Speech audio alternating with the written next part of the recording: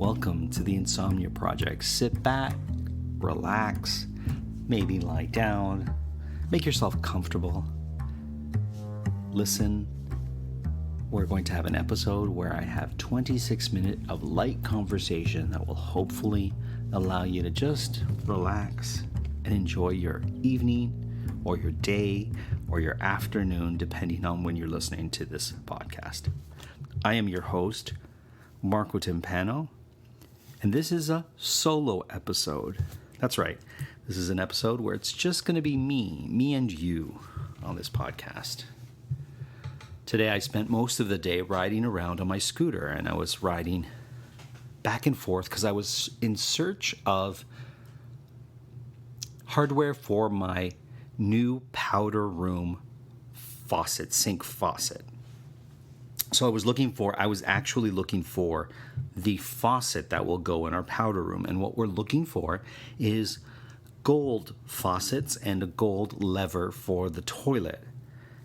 Of course, it seems almost impossible to find gold because who has gold or brass faucet taps and the flusher or the lever of a toilet? But we're doing a powder room and we're making it look really special, let's say, and we decided that little gold accents would really help make this room pop. And of course, when you casually sort of decide that, you don't think, how practical or how easy is it going to be to acquire these items for the powder room.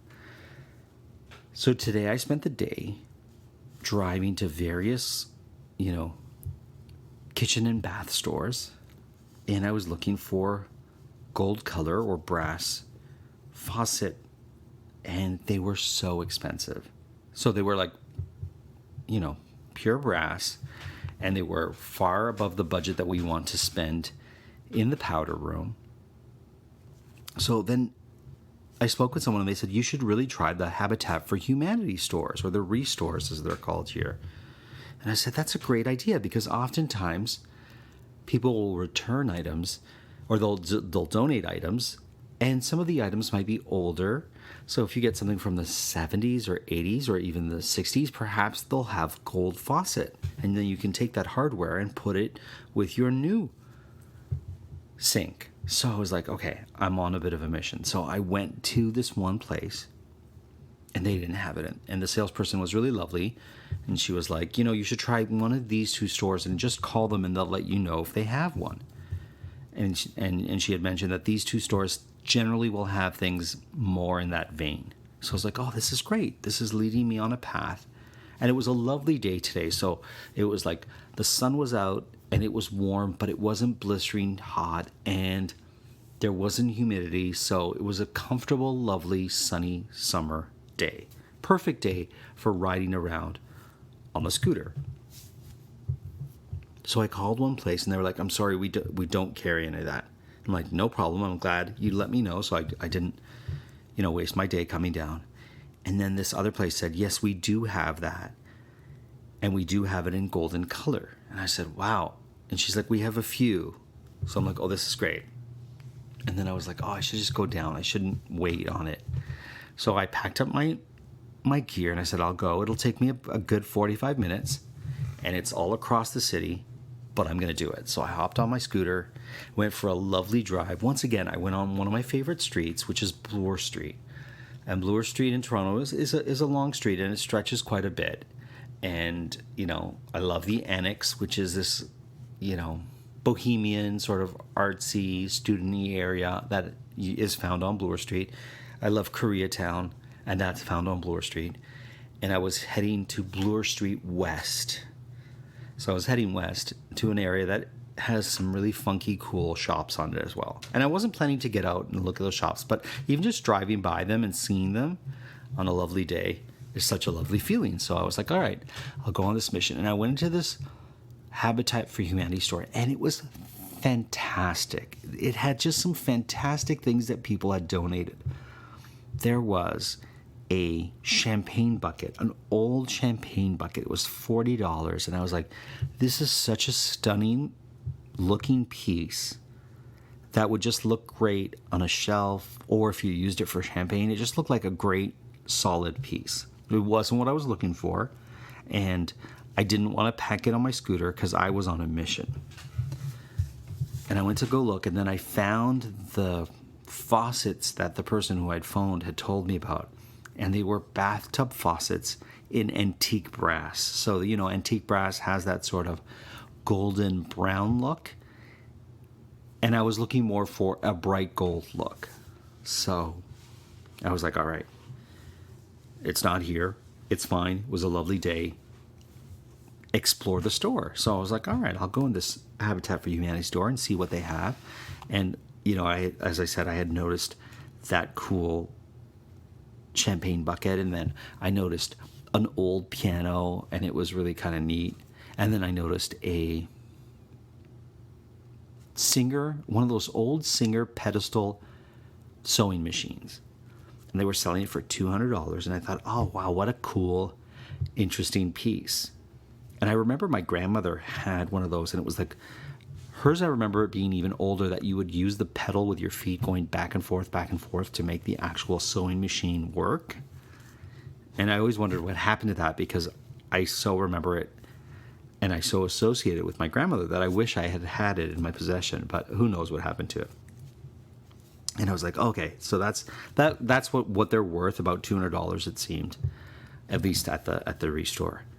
And then I noticed, and it was like, you see tables and chairs and stuff that you remember from the 80s, or from your grandmother's house. And then I noticed this executive desk, and it was this big desk. It would take up I would say it would take up about 110 square feet, this desk, because it came around almost like a U shape, like a very square U shape. And it was just this big wooden executive desk that somebody would have had.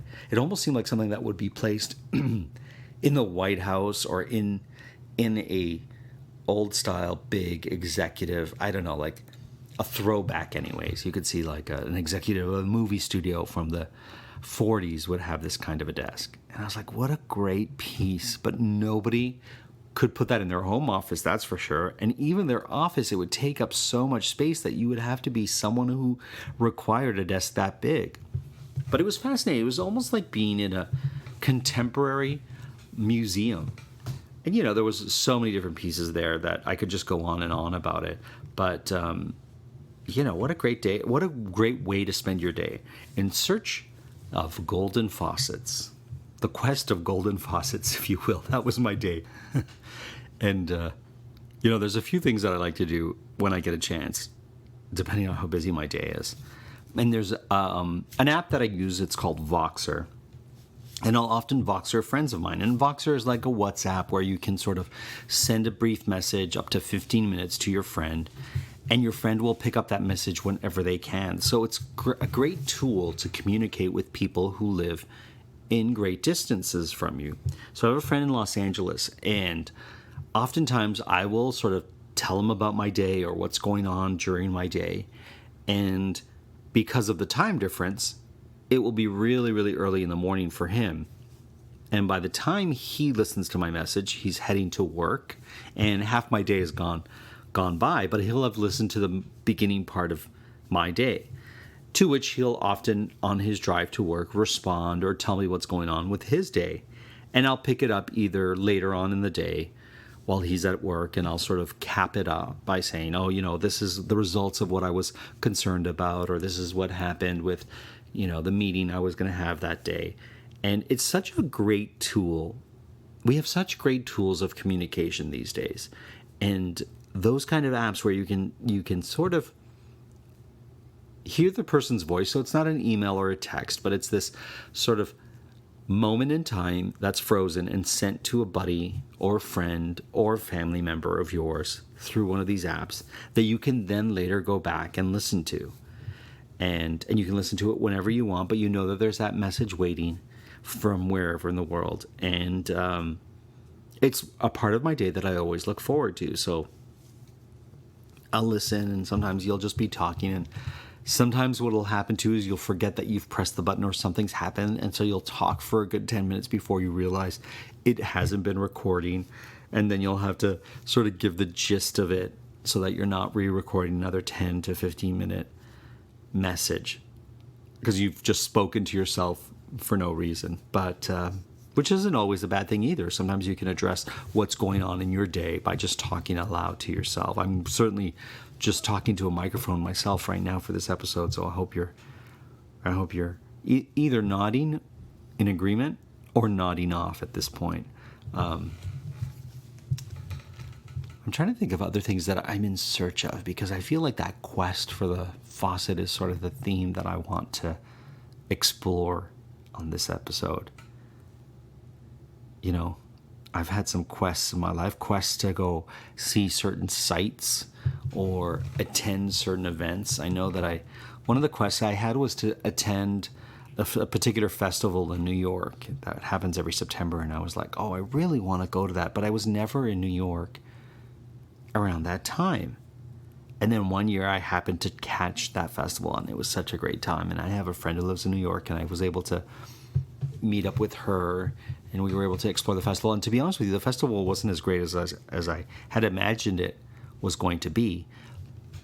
That said, though, being with my friend at New York at this festival actually made it quite great. I remember, too, one time me and my friend were backpacking through Europe, and whenever I travel with a friend and we're going to a place that we anticipate and we really want to go to, I always say, all right, you pick the place that you really want to explore, and we'll do one day where we just explore that, and we'll explore it however long you want. And if you want to stay longer, that's totally cool. I'll go off and do something else, or I'll hang out at a cafe while you explore the museum or the park or wherever we happen to be. And then on one day, we'll do what I want to do, and we'll just do it thoroughly. That way, no one feels any pressure. And if that person wants to stay longer, they can, and no one's going to pressure them to get going or whatnot. So my buddy Loretto and I went to the Il Palio in Siena, and that's a medieval horse race that they do in the main piazza, and that was the thing that he really wanted to do. So he was like, I really want to do the Palio. And I was like, all right, a horse race? If this is what you want to do, we'll do it. And we got up early to get our seats, and we got our seats, a great seat in the piazza, and people were rolling in, and pretty soon the piazza filled up, and there was this growing excitement, and I was like, wow, this is really exciting. And I had no real plan. Like, I was like, I didn't have any agenda here. This was what he wanted to do, but I was getting excited. And then I started to ask him, like, how does this work? What exactly goes on? And we started to meet people. We met somebody from California who then became my pen pal for a while. And I was like getting excited. And the horse race, and people were coming in dressed in their medieval costumes and throwing flags and whatnot. And then the horse race happened, and it was like maybe a 90-second race. It was over almost as fast as it started, but it was so much excitement in that short time, and everybody was cheering and whatnot, and the winners were so happy, and it was a great experience. That wasn't even my quest, it was my friend's quest, but I had so much fun at that quest. So then it was my turn to follow my quest, and since we were traveling through Europe, I said, let's go. I've always wanted to go to Salzburg, Austria. And here's a funny thing. So I have a fascination with the movie The Sound of Music, because every year, there's a movie that your family watches, and you just, at the youngest age you can remember, you get enveloped in this film that it's an important part of your family, and it becomes a film that resonates with you. So because the backdrop of Salzburg, Austria reminded my mom of her homeland, or her hometown, I should say, her and her family would always watch this film. And so growing up, every Christmas when it was on, we would watch this film. And so I could probably recite the entire movie. If you pressed play or started the movie, and I was watching it with you, and you said, can you say all the lines before it happens? I probably could say a good 80% of the lines. Because I remember from, even before I could speak, I remember watching it. I remember watching it as a young child, and then, at my grandmother's house, after we've had Christmas dinner, we'd sit and we'd watch it. And there'd be parts that people would laugh and there was music, and sometimes as I got older, I'd be playing games and I could hear in the background. So I said to my buddy, I really want to go to Salzburg and I want to go on a Sound of Music tour. I want to see all the sights that I've seen in this movie for decades now. And he's like, I've never seen this movie. I'm like, well, we did what you wanted to do. Now you're going to do what I want to do. And he was like, oh my goodness, I can't believe he was like, all right, let's do it. So we booked ourselves a Sound of Music tour. We hopped on a bus. It took us to where the kids swung off the trees, where they fell into the water, the church where the family was married, the downtown where she splashes water on a horse in a fountain, and all these little moments in the film we saw. And I think during the bus rides, they play the soundtrack. And my buddy was like, this is incredible. He goes, this is something that I would never, ever do. But I'm having such fun just watching everybody like singing along and having a good time and seeing things they recognize. And he goes, seeing aspects of a movie that I only have a vague, foggy kind of knowledge of because people talk about it. But he goes, I couldn't tell you anything about the movie. And he was surprised that I knew so much about the movie.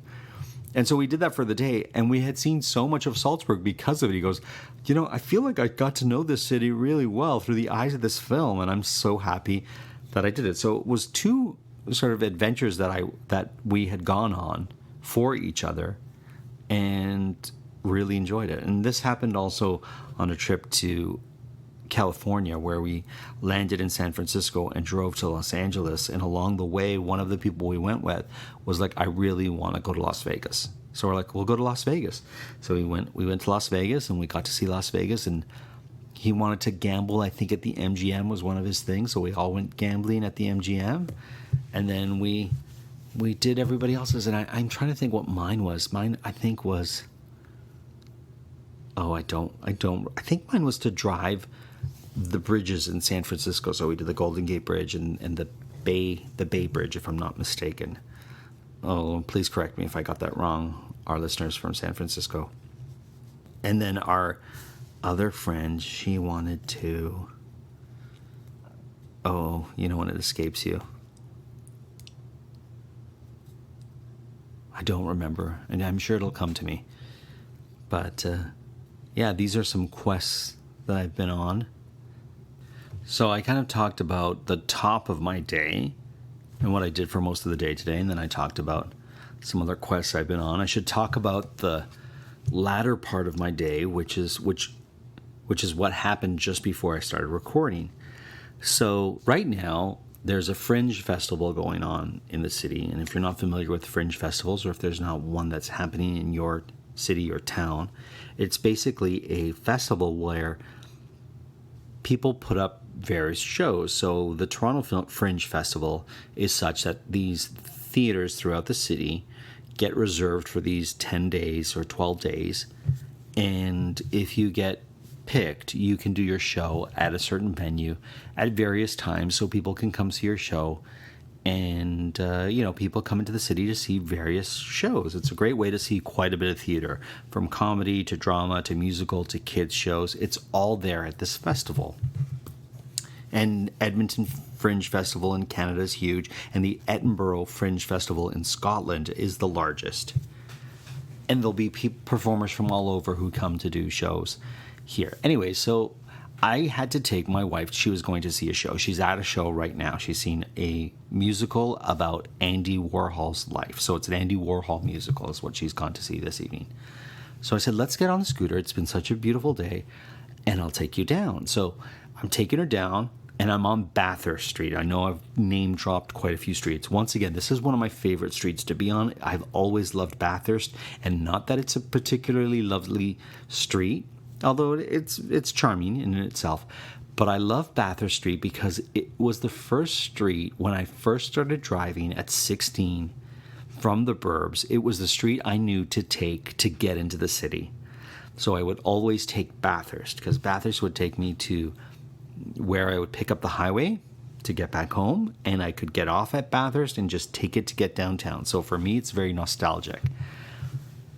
we're driving on Bathurst, and all of a sudden I feel something odd with the scooter. I'm like, oh, something's going on. So I pulled over, and sure enough, flat tire. So my wife's like, oh, you know what? I'll stay with you. I'm like, no, you have a show to go see. You have a friend who's waiting for you. You go see that show. I'll deal with a flat tire. A flat tire is not the end of the world. It's just a flat. It's a flat. So it was more than a flat. It's really flat. And I called CA to come pick up my scooter, and they were taking it to a scooter shop, which I'll deal with tomorrow. But once again, it was this sort of adventure that I was on. I now had to wait for the tow truck person, and I was like, oh, they had said it's going to take about 55 minutes. So I was like, well, 55 minutes, I'm not going to stand here with the scooter. It's in a safe place. I pulled it over into a little parking spot. I'm going to go for a little stroll. And now I'm on Bathurst College, and College Street has a lot of little bars and whatnot. And I went to this and my phone, of course, was losing its power. Like, I had very little power left. I'm like, I should find a place that can charge my phone.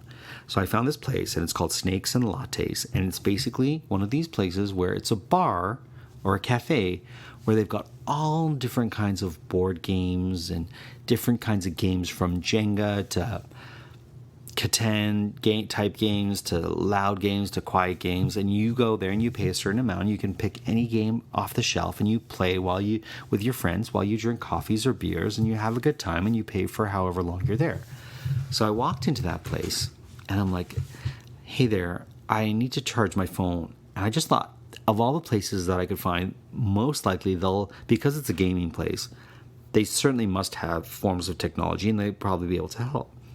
So I went up to the person. He's like, can I find you? Can I help you? I was like, I'm not here to sit and play, but I do want to see the games that you have for sale. My scooter has a flat, and I'm just waiting for the tow person, but my phone is dying. Is there any way we could charge your phone?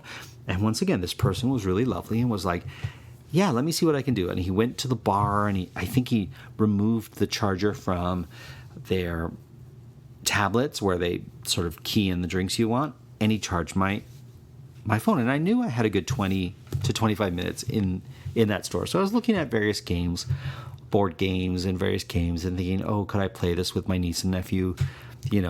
Or is it too advanced, or a game that requires you to be older?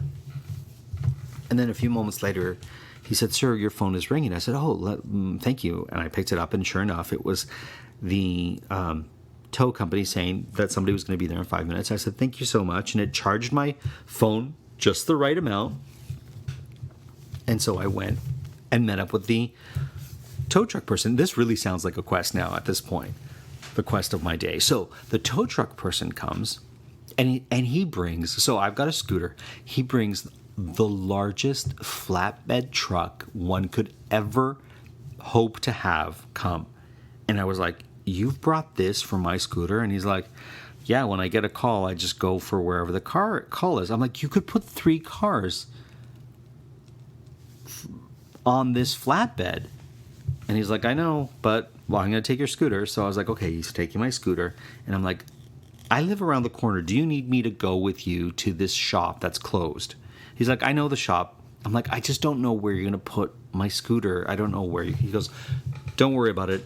I will find a place to put it, and I'll take a photo and send it to you. And I said, oh, that's really nice. So this tow truck person was sort of going out of his way after the person at the games cafe went out of his way. And I was like, all right, a flat tire is not the greatest thing in the world, but everybody seems to be really lovely. And I'm like, all right, I'm going to take a Lyft or an Uber home. I happened to take a Lyft. It was my first Lyft ride that I took. And the driver, whose name is Caitlin, was really, really lovely. And I got to sit in the front of the car because there was people in the back. And I took one of those shared rides. I forget what they call them for Lyft. But you get what I'm saying. It's more than one person. And, I just started talking to her and saying what a nice night it was. And I said, do you mind if I roll down your window? She's like, no, it's a great night. So we were chatting, and she was telling me her favorite podcasts. And, I told her I was a podcaster, and she wanted to know more about the Insomnia Project. So if you're listening, Caitlin, thank you for a lovely ride. And it was one of those Uber rides where you're having a great time speaking with the driver, and you realize it's a short distance, so you're already home. But it was lovely, and I thanked her, and she was like, it was lovely having you in my vehicle. And actually, as I look at the time, it was lovely having you on my quest. After the Lyft ride, I came home and I'm like, gonna record a podcast, and then I'm gonna post it right away. So thank you for listening. As always, the Insomnia Project is recorded, I should say is produced by Drumcast Productions. It's not always recorded in Toronto, but this one is, and you certainly took a little ride with me through the city. I hope you have a great evening, or a great afternoon, or a great morning. Thank you for listening, and we hope you will listen and sleep.